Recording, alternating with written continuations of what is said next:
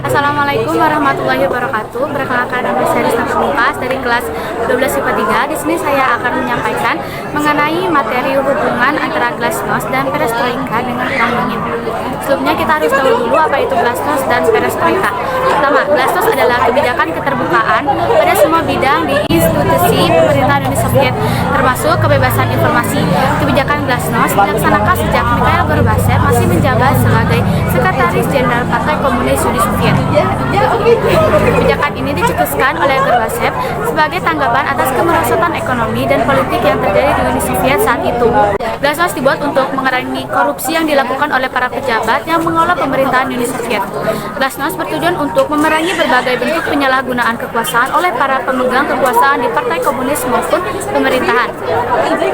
Glasnost diterapkan, media Uni Soviet mulai berani memberitakan berbagai permasalahan yang dihadapi oleh negara, baik di bidang ekonomi atau politik yang sebelumnya selalu dirahasiakan oleh pemerintah.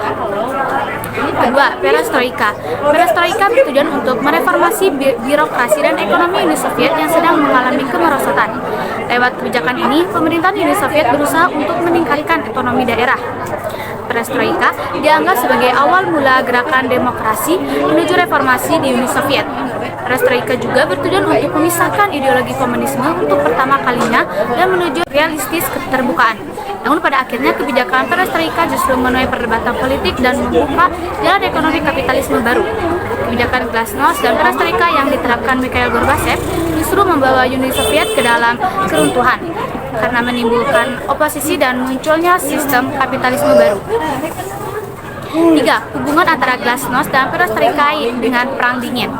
Karena dua kebijakan di bawah Gorbachev justru menimbulkan oposisi dan munculnya sistem kapitalisme baru, sistem ekonomi perestroika cepat meruntuhkan Uni Soviet karena berbagai wilayahnya berani memisahkan diri dan menyatakan kemerdekaan menjadi sebuah negara. Beberapa dampak akibat kebijakan yang dikeluarkan Gorbachev: pertama, berakhirnya perang dingin antara blok barat dan blok timur. Kedua, munculnya negara-negara baru di Eropa Timur. 3. Hancurnya komunisme di dunia. 4. Krisis ekonomi di Eropa Timur. Uni Soviet memiliki kekuasaan terbesar di dunia, namun kekuasaan itu hanya berlangsung sejak tahun 1947 sampai 1991. Salah satu penyebab runtuhnya Uni Soviet adalah kemerosotan ekonomi yang terjadi pada tahun 1980-an. Sekian dari saya. Wassalamualaikum warahmatullahi wabarakatuh.